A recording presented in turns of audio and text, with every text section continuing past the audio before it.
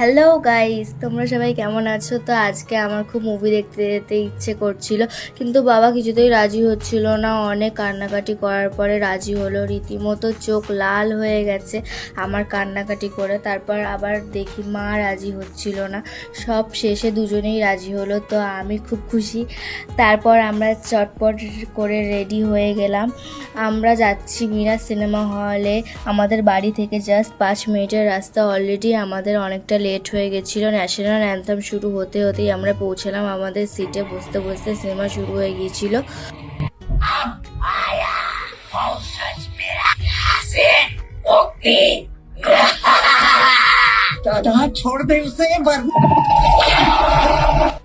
সিনেমাটা বেশ ভয়ই লাগছিল। মিডিলে কমেডি ছিল, তো দেখতে দেখতে ইন্টারভেল দিল। চলে এলাম কিছু খেতে।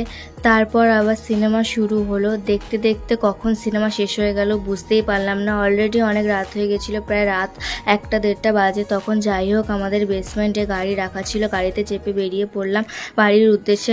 রাস্তা শুনশান হয়ে গেলেও রাত্রেবেলা খুব সুন্দর দেখায় নিউ টাউনকে। কিছু দূর যাওয়ার পর দেখলাম পুলিশ দাঁড়িয়ে আছে আমাদের সাধারণ মানুষের সুরক্ষার্থে। যাই হোক, দিনটা খুব ভালো কাটলো। তাহলে আবার দেখা হচ্ছে নেক্সট ভিডিওতে। টাটা।